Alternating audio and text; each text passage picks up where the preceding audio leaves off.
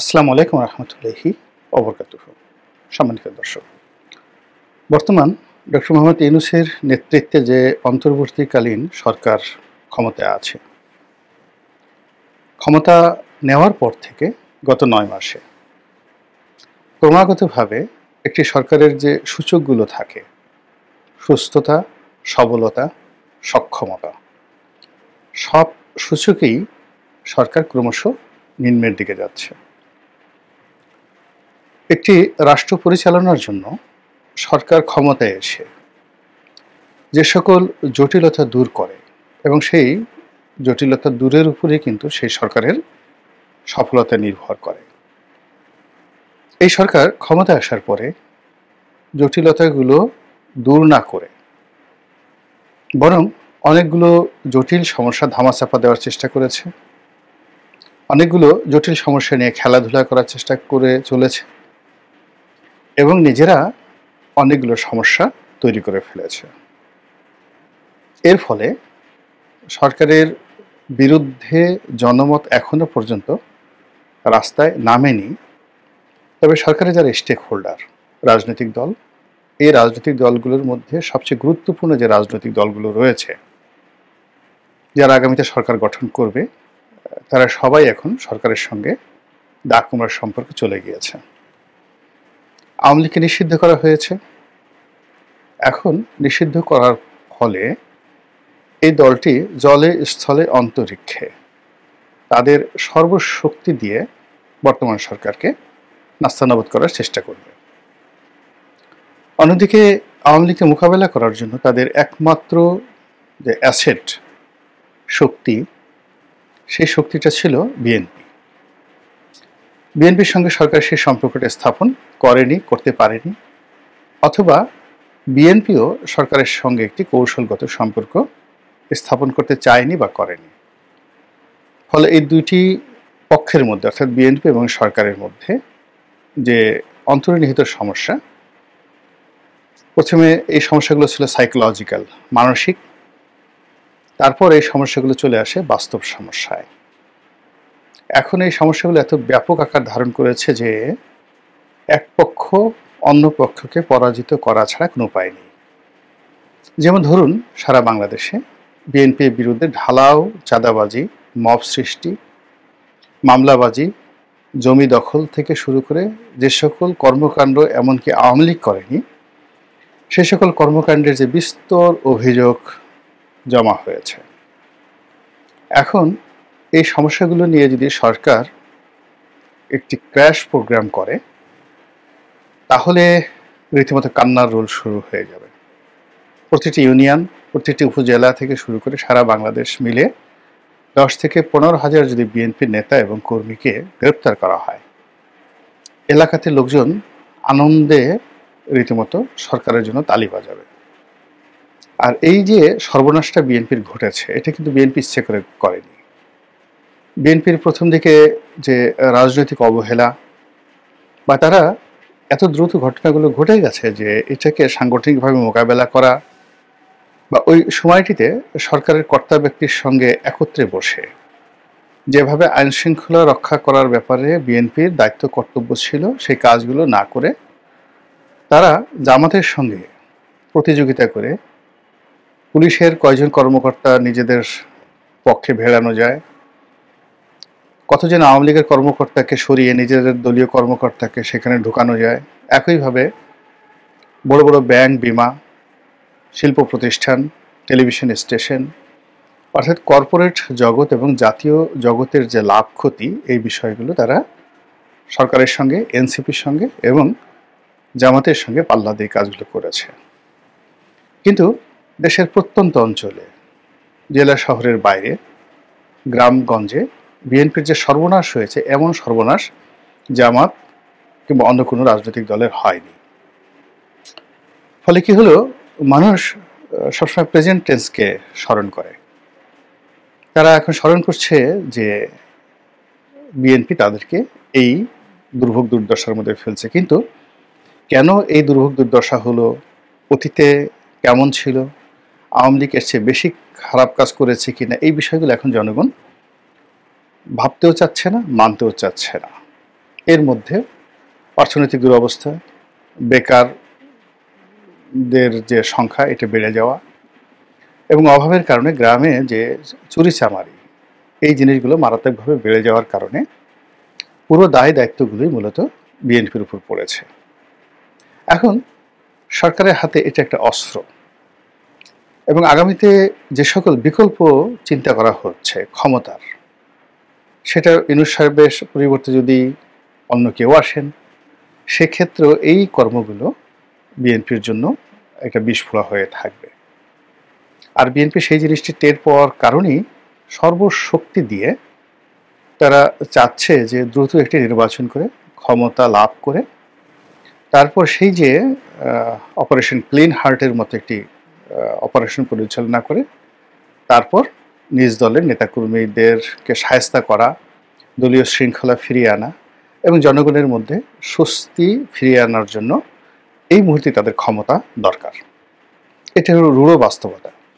কিন্তু আজ থেকে 6 মাস আগে 7 মাস আগে যদি সরকার এবং বিএনপি এবং জামাত তারা যদি আসলে এই জিনিসটি সমাধান করতে চাইতেন, তবে রাজনৈতিকভাবে এটা সমাধান হতো এবং আজকের এই পরিস্থিতি তৈরি হতো না। ফলে এখন বিএনপি জামাত সরকার মুখোমুখি হয়ে গেছে এবং যার যত শক্তি রয়েছে সে তত চাপ দিচ্ছে। আগেই বলেছি যে সরকার যেহেতু খুব দুর্বল অবস্থানে আছে, ফলে কোনো রাজনৈতিক শক্তিকে চাপ দেওয়ার মতো অবস্থা তাদের নেই। তারা বড়জোর আওয়ামী লীগের নেতাকর্মীদেরকে গ্রেপ্তার করতে পারে, কিন্তু কোনো মব দমন করা কিংবা কোনো মিছিল মিটিং দমন করা, কোনো আন্দোলন এটিকে সহিংসতা যদি হয় আন্দোলনে, সেটাকে দমন করার জন্য যে মেশিনারিজ দরকার এটি এই সরকারের নেই। তারা রাজনৈতিকভাবে এটি মীমাংসা করতে পারবে না, প্রশাসনিকভাবে এটা মীমাংসা করতে পারবে না। ফলে সারা বাংলাদেশ এখন কার্যত যে যার মতো যেখানে পারছে সেভাবে চালাচ্ছেন। যেখানে মৎস্য কর্মকর্তা ক্ষমতাধর তিনি সেখানে ক্ষমতা দেখাচ্ছেন, যেখানে টিওনো সাহেব ক্ষমতাধর তিনি দেখাচ্ছেন, যেখানে বিএনপির নেতা ক্ষমতাধর, মানে ক্ষুদ্র ক্ষুদ্র ভাগে বিভক্ত হয়ে যেটিকে বলা হয় মাকসার ন্যায়। বড় মাছগুলো ছোট মাছগুলোকে গিলে গিলে খাচ্ছে। এখন সেই মাছ সরকারের হতে পারে, এনসিপির হতে পারে, বিএনপির হতে পারে, জামাতের হতে পারে, এমনকি কিছু কিছু জায়গাতে আওয়ামী লীগের লোকজনও স্টিল ক্ষমতা তারা ভোগ করছেন। এই যে দেশের এই অবস্থায় সঙ্গত কারণে সিভিল সার্ভিসের দুটো গুরুত্বপূর্ণ বিভাগ, সেক্রেটারিয়েট এবং পররাষ্ট্র মন্ত্রণালয়, ভীষণ রকম অসন্তুষ্ট দেখা যাচ্ছে। তারপর IMF এর যে শর্ত, সেই শর্ত মোতাবেক কতগুলো কাজ সরকারকে করতে হচ্ছে IMF এর ঋণ পাওয়ার জন্য, এবং সেই কাজগুলো এই সময় সরকার ইচ্ছে করলে নাও করতে পারত। তারা যদি তড়িঘড়ি করে একটা নির্বাচনের দিকে যেত এবং 3 মাস 4 মাস, তাহলে আসলে IMF এর ঋণ পেলেই বাকি না পেলেই বাকি। কিন্তু যে ঝুঁকিটা তারা নিয়েছে, এতে বোঝা যায় যে তারা দীর্ঘমেয়াদে ক্ষমতায় থাকতে চায়। এই জন্য IMF এর ঋণ পাওয়ার লক্ষ্যে তারা জাতীয় রাজস্ব বোর্ডকে 2 ভাগে বিভক্ত করেছে। এর ফলে এখন পুরো কর সেক্টর, সেই কর সেক্টরে যে স্থবিরতা দেখা দিয়েছে, কাস্টমসে, ভ্যাটে এবং আয়করে। তার ফলে এই যে জাতীয় রাজস্ব বোর্ডের যত সিনিয়র কর্মকর্তা রয়েছেন কলম বিরতি তারা করছেন, অফিসগুলো নামকা অবস্থায় চলছে, কিন্তু সেখানে কোনো কাজ হচ্ছে না। আমি যখন এই ভিডিওগুলো করছি, ঢাকা দক্ষিণ সিটি কর্পোরেশনের মেয়র পদ নিয়ে যে নাটকগুলো হচ্ছে, সেই নাটকগুলো প্রথমেই যদি সরকার সতর্ক হতো, তাহলে আজকের এই পরিস্থিতি তৈরি হতো না। এখন পরিস্থিতি যেখানে গিয়েছে সেখানে পয়েন্ট অফ নো রিটার্ন। বিএনপির ফিরে যাওয়ার কোনো রাস্তা নেই, আর সরকারের ফিরে যাওয়ার কোনো রাস্তা নেই, এবং এখানে এক পক্ষ পরাজিত হওয়া মানেই সেই পক্ষ আর দৃশ্যপটে থাকতে পারবে না, তাদেরকে চলে যেতে হবে। আমি যখন এই ভিডিওটি করছি তখন প্রচণ্ড মুষলধারে বৃষ্টি হচ্ছে, বৃহস্পতিবার দিন। কিন্তু এই আন্দোলন গত 7 দিন যাবৎ দক্ষিণ সিটি কর্পোরেশনে এরশাদকে ক্ষমতায় বসানোর জন্য বিএনপি আন্দোলন করছে গত 7 দিন ধরে, এবং সেই আন্দোলন এখন 3টি জায়গাতে রীতিমতো মবে পরিণত হয়েছে। একটা হলো সিটি কর্পোরেশন, দুটো হলো কোর্টের সামনে মৎস্য ভবনের যে স্থানটি রয়েছে, সেই রমনা পার্কের, তারপরে মৎস্য ভবন এবং মাওলানা ভাসানী রোড, এই যে সম্মিলন যেখান থেকে হাইকোর্টের বিচারপতিরা যাতায়াত করেন, এই পুরো জায়গাটা ঠিক এই ৫ই আগস্ট ঘটানোর আগে যেভাবে ছাত্র জনতার দখলে ছিল, এখন সেটা বিএনপির দখলে। এবং স্পষ্টত এখানে যেভাবে আন্দোলন গড়ে তোলা হচ্ছে, হাইকোর্টের উপর একটা চাপ প্রয়োগ করার জন্য এখানে সমাবেশ হচ্ছে। তৃতীয়ত, হোটেল ইন্টারকন্টিনেন্টালের সামনে এখানে রীতিমতো ব্লকেট দিয়ে রেখেছে এরশাদের সমর্থকরা বিপুল সংখ্যায়। তারা সেখানে বিভিন্ন উপদেষ্টাদেরকে গালাগাল করছেন, একজনকে সান্ডা ডাকছেন, আর একজনকে ব্যাং ডাকছেন, এবং ওই ভবনের মধ্যে যারা আছেন যমুনাতে, তারা এবং সামনে যারা দায়িত্বরত রয়েছেন, তারা সবাই ভীষণ রকম মানসিক অস্বস্তি এবং উৎকণ্ঠার মধ্যে আছেন, এতে কোনো সন্দেহ নেই। এবং এই যে যমুনায় আসলে সবকিছু পাওয়া যায়, এরকম একটা ধারণা বিভিন্ন সময় যেমন প্রতিষ্ঠিত করা হয়েছে, একইভাবে এই যমুনায় আসো বা রাজুতে আসো, এই থেরাপি ব্যবহার করে সরকার তাদের অনেক যে ইচ্ছা আকাঙ্ক্ষা, অনেক কুটচাল তারা বাস্তবায়ন করেছে। বিশেষ করে যে আওয়ামী লীগ নিষিদ্ধ করার মতো ঘটনা এই যমুনার সামনে থেকেই হয়েছে। তো এখন বিএনপির একটা স্বাভাবিক যুক্তি যে অমুকে সেই কাজ করে গেল, তমুকে সে যমুনায় ঘেরাও করে গেল, আমরা বাংলাদেশের বৃহত্তম একটি দল, আমরা কেন পারবো না? ঠিক সেই কাজটি করছে। এরই মধ্যে সেনাবাহিনী তারা আলাদা বৈঠক করেছে এবং সেখানে ভাষা যে সকল কথাবার্তা আমরা শুনতে পাচ্ছি, স্পষ্টতই ক্যান্টনমেন্টের সঙ্গে এবং যমুনার সঙ্গে একটা বিরাট দূরত্ব তৈরি হয়েছে। ভীষণ রকম চাপ অনুভব করছে সরকার। এর বাইরে বিদেশের যে চাপ, ভারতের যে চাপ, এটি কয়েকগুণ বেড়ে গেছে। পাকিস্তান ভারতের যে যুদ্ধ, সেই যুদ্ধ অবস্থার মধ্যে বাংলাদেশের ব্যাপারে তাদের যে মনোযোগ, সেটা কমে গিয়েছিল।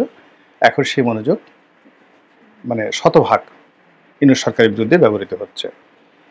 ইতিমধ্যে স্থলপথে ভারতের যে আমরা রপ্তানি করতাম স্থলপথে, বিশেষ করে গার্মেন্টস সামগ্রী, সেই স্থলপথটি বন্ধ করে দেওয়া হয়েছে। আর অন্যান্য যে সকল নিষেধাজ্ঞা ছিল সেগুলো তো আছেই বহাল। ইউরোপেও কোনো সুসংবাদ নেই। জাতিসংঘের একটা অধিবেশন, জলবায়ু সংক্রান্ত একটি অধিবেশন, যেখানে বাংলাদেশ অংশগ্রহণ খুবই গুরুত্বপূর্ণ। এটা ফ্রান্সের প্যারিসে হওয়ার কথা এবং সেখানে ডক্টর মোহাম্মদ ইউনূস সাহেবের যাওয়ার কথা ছিল, উনি সেখানে যাচ্ছেন না, বাতিল করেছেন। এর কারণ হলো ইম্মানুয়েল ম্যাক্রোর সঙ্গে ওনার একটা বৈঠকের ব্যবস্থা করা হচ্ছিল বা আশা করা হচ্ছিল, বা উনি চেষ্টা করেছিলেন, যেখানে তিনি রীতিমতো প্রত্যাখ্যাত হয়েছেন। এটি তার জন্য বা তার ব্যক্তিত্বময়তার জন্য বা তিনি যে নেম ফেমের অধিকারী, এটা তার জন্য একটা চপেটাঘাত। অন্যদিকে মার্কিন যুক্তরাষ্ট্র এবং জাতিসংঘকে তিনি যে সুযোগ সুবিধা দেওয়ার কথা বলেছিলেন আন্ডারহ্যান্ড করিডোরের নামে, মানবিক করিডোরের নামে বা অন্য যে কোনো বিষয়ের নামে, এটি পুরো রিভার্স হয়ে গেছে। সংযুক্ত আরব আমিরাত, সিঙ্গাপুর থেকে শুরু করে পশ্চিমা যে দাতা গোষ্ঠী, ব্যবসায়ী গোষ্ঠী, তাদের একটা প্রেসক্রিপশন অনুযায়ী চট্টগ্রাম বন্দরকে নিয়ে তার যে পরিকল্পনা ছিল, সেটা এখন কার্যত অসম্ভব হয়ে পড়েছে। ফলে এই যে দেশি এবং বিদেশি বহুমুখী যে চাপ, সেই চাপটি কাটিয়ে উঠে তিনি কত দূর যেতে পারবেন? তিনি কি এগোতে পারবেন? তিনি কি শেষ পর্যন্ত তার সরকারের যে কার্যক্রম সে চালাতে পারবেন, নাকি আমরা ভিন্ন একটা পরিবেশ পরিস্থিতির মুখোমুখি হব? মহান আল্লাহ ভবিষ্যৎ সম্পর্কে জানেন। তবে সিক্স সেন্স বলছে, আওয়ামী লীগ জমানাতে আমরা যা ছিলাম বর্তমানে তার চেয়ে খারাপ অবস্থায় আছি, কোনো সন্দেহ নেই। আর এখন ডক্টর মোহাম্মদ ইউনূসের যদি বিদায় হয়, আগামীতে যে সময় আসবে বর্তমান সময়ের চেয়ে আরও খারাপ সময় যাবে বলে আমি মনে করছি। কিন্তু নিয়তির এমন একটা পাকচক্র, যে চক্র থেকে বের হওয়ার সাধ্য যেমন আওয়ামী লীগের ছিল না, ডক্টর মোহাম্মদ ইউনূসেরও নেই। আর আগামীতে যে আরও খারাপ সময় আসবে, সেই চক্র থেকে জনগণ আমরা ইচ্ছা করলে এখান থেকে বের হতে পারছি না। আল্লাহ আমাদের সবাইকে হেদায়েত দান করুন এবং হেফাজত করুন। আসসালামু আলাইকুম ওয়া রাহমাতুল্লাহি ওয়া বারাকাতুহু।